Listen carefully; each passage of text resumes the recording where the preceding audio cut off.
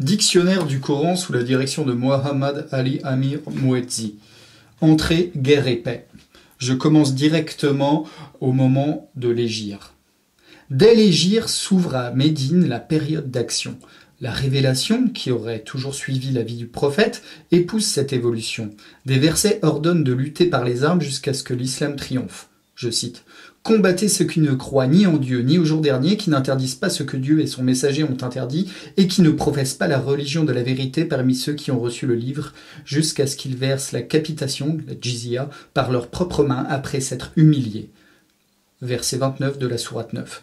En règle générale, durant la période mécoise, le Coran n'a combattu que les païens, avec par exemple l'interjection au début de verset « Ô homme !»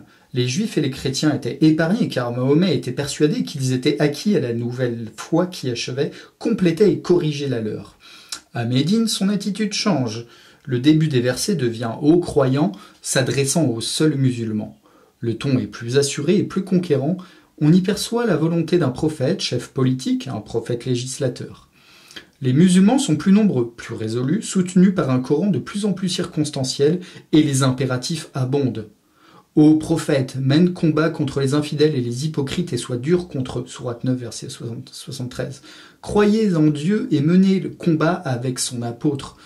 Sourate 9, verset 86. Le djihad est recentré. Il vise les juifs de Médine et les chrétiens ainsi que les hypocrites, c'est-à-dire ceux qui disent croire mais n'obéissent pas aux ordres du prophète. En effet, dans le contexte médinois, le concept de djihad s'est développé à partir de deux idées maîtresses traitées dans le Coran. En apparence, elles sont hétérogènes, mais en fait liées entre elles. D'abord, les allusions aux événements contemporains de Mahomet et aux incidents de sa vie domestique, ce qui donne à la religion un aspect pratique caractéristique et qui est le point de départ du droit musulman, le fiqh. Ensuite, Abraham est intégré dans un contexte proprement arabe. Il est présenté comme le fondateur avec son fils Ismaël de la Kaaba, la pierre noire, et l'islam est appelé la religion d'Abraham. Menez combat pour Dieu comme il le mérite. Il vous a choisi et sur vous, il n'a placé nul gêne en la religion de votre père Abraham. Il vous a nommé les soumis, muslimines. Donc là, on est à la sourate 22, verset 78.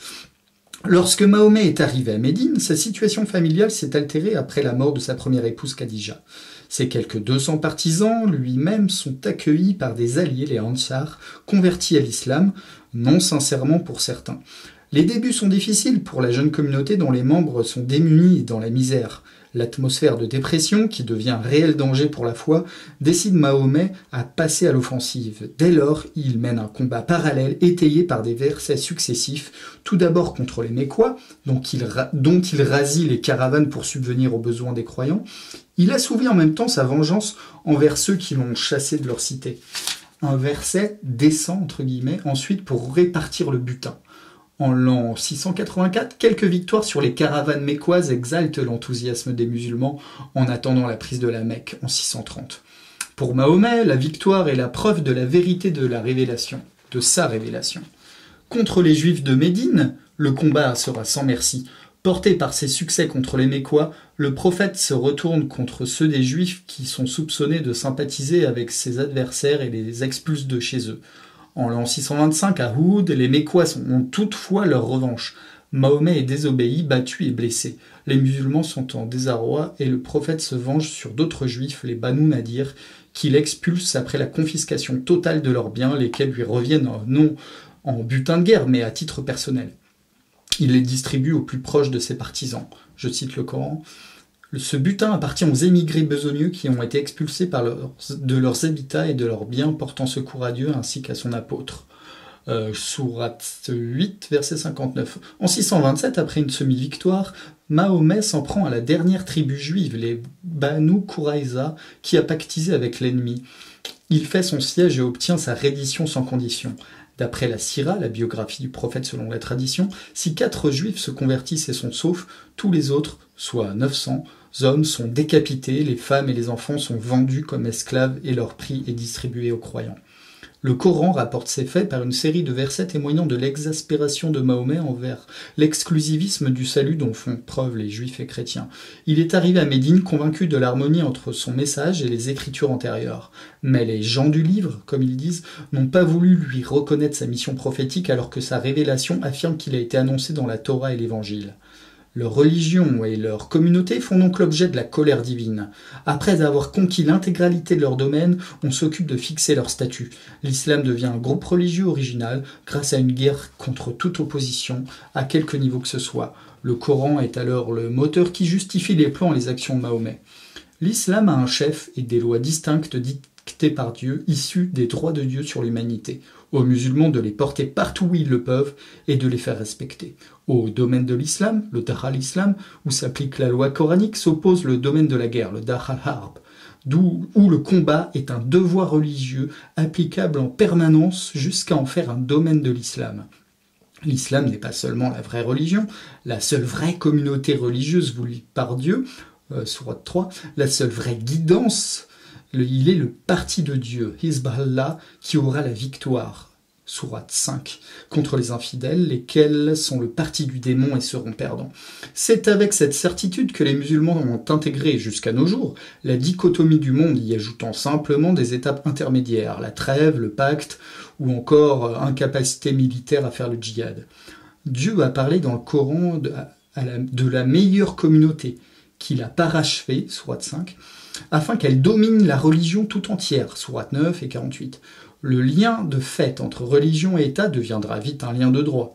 L'islam est religion et État, din wa dawla, avec ses conséquences. Seul le musulman en est citoyen à part entière. Les pressions communautaires s'exercent sur les musulmans pour les maintenir dans leur foi et sur les non-musulmans pour les amener à l'islam. Une domination non-islamique sur un État islamique ou un groupe de musulmans est une épreuve, une fitna intolérable à supprimer par tous les moyens. Dans ce contexte, qu'en est-il de la conception coranique du djihad?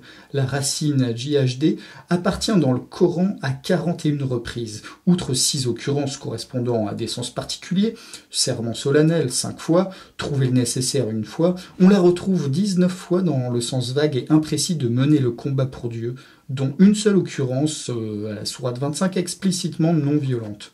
Deuxième sens, faire pression sur dans un sens négatif. Les parents empêchant leurs enfants de se faire musulmans dans 2 occurrences. Troisième sens, celui explicitement militaire de mener le combat de ses biens et de sa personne. 6 occurrences quand même. Voilà, aux sourates 9, 49, 61 et 44. À quoi il faut ajouter les formules qui leur sont accolées et qui en renforcent la portée. Lancez-vous léger et lourd. Sourate 9, l'exemption, l'opposition aux non-combattants, littéralement ceux qui sont assis.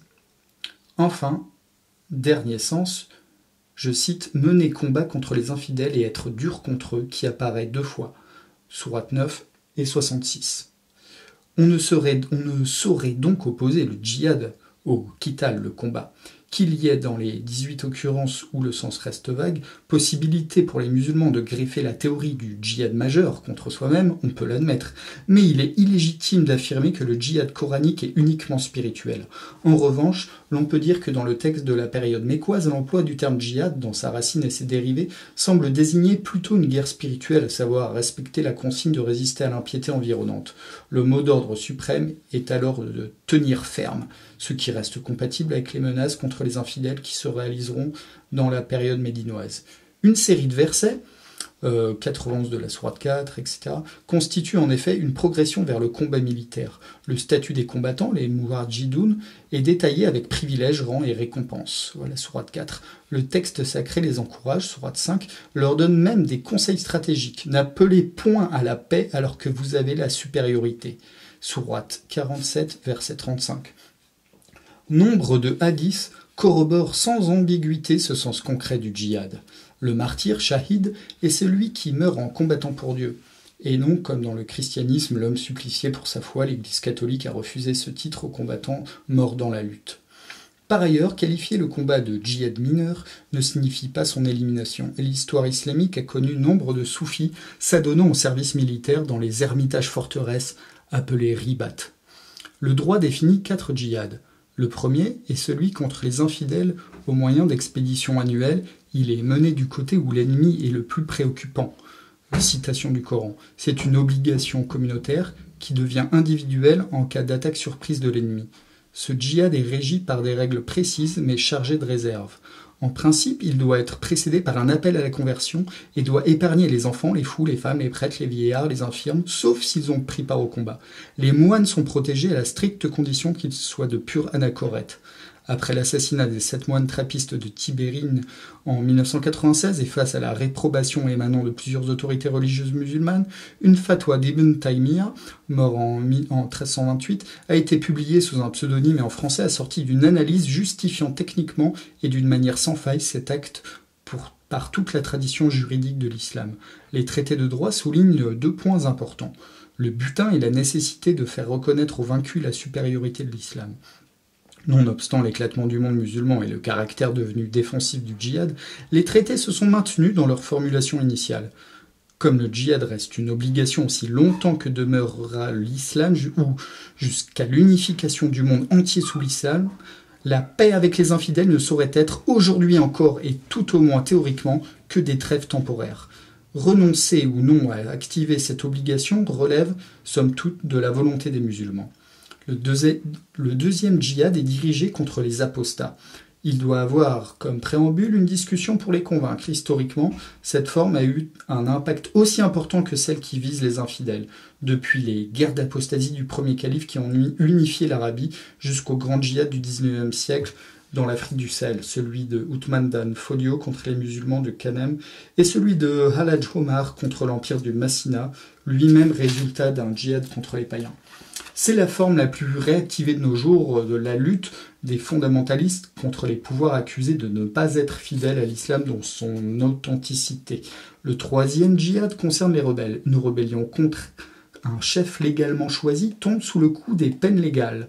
Tout musulman est donc obligé d'aider le chef de l'État, y compris par une lutte armée et par la destruction des biens et des rebelles. Cependant, contrairement aux 2 djihads précédents, on ne s'acharne pas sur ces derniers. On ne les poursuit pas dans leur retraite, on n'achève pas leurs blessés, leurs biens ne sont pas considérés comme butin de guerre, etc. Le 4e djihad est celui qui est entrepris contre les brigands. Il consiste en l'application de peines légales qui varient selon le genre de crime commis. Ces 2 dernières catégories sont à rattacher à ce qu'on a communément qualifié de quiétisme politique de l'islam, c'est-à-dire l'idée qu'il vaut mieux un ordre sous un dirigeant injuste que pas d'ordre du tout.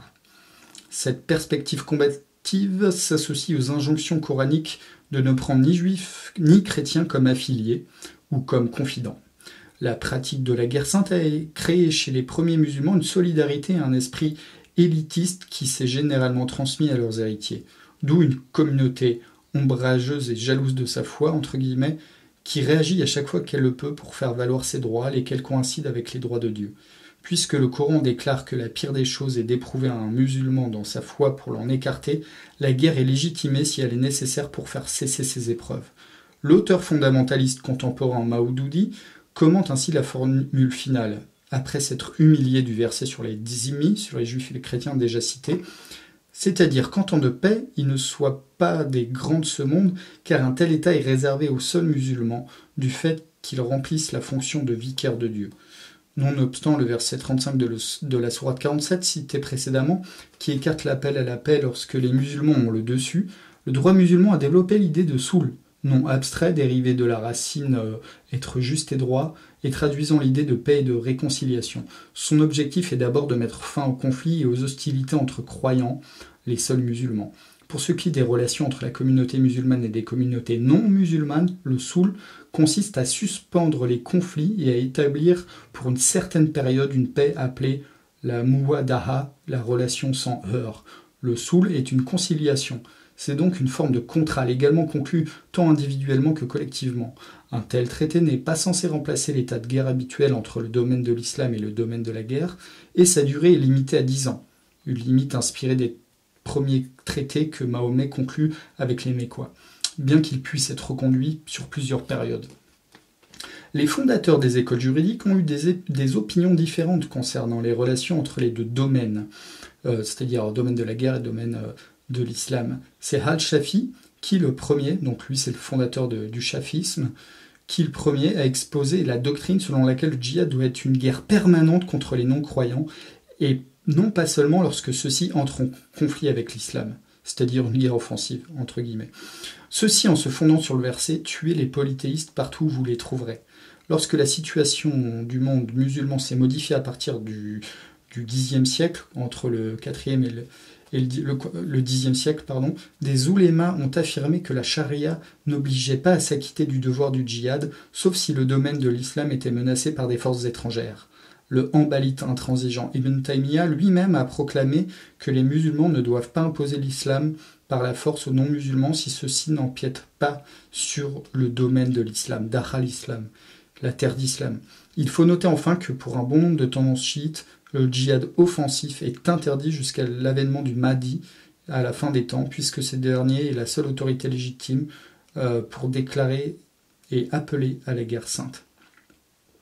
Après, le soul n'a pas été appliqué envers le domaine de la guerre à des fins territoriales, mais dans l'intérêt de la communauté, du groupe, voire de la personne dans leur relation avec l'islam. La charia reconnaît donc 3 catégories avec lesquelles l'islam peut avoir à traiter: les zimmis, les non-musulmans et les apostats.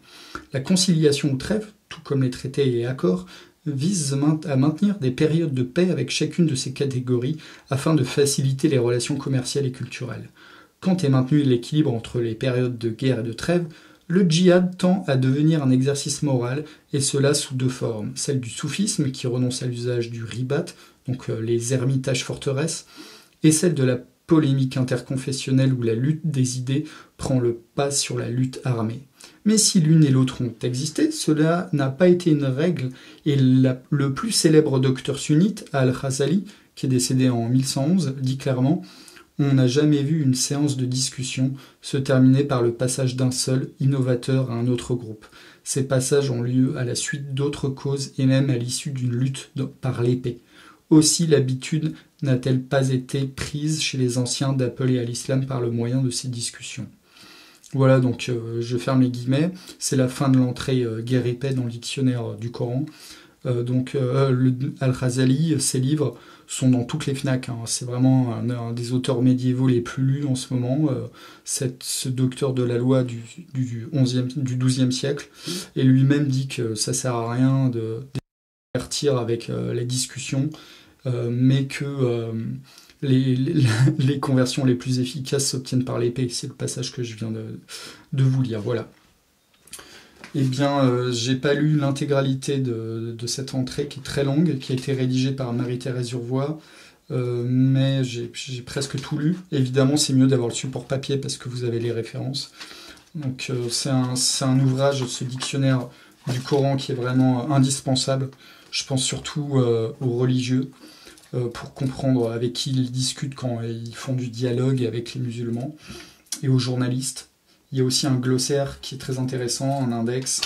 Donc ça coûte 30 €, mais il y a quand même presque 1000 pages. Donc on en a pour son argent. À l'heure actuelle où la France est colonisée numériquement par des musulmans, eh bien je pense qu'il faut vraiment avoir toutes les armes intellectuelles pour les comprendre et ne pas se faire embobiner. Voilà. Eh bien, bonne lecture.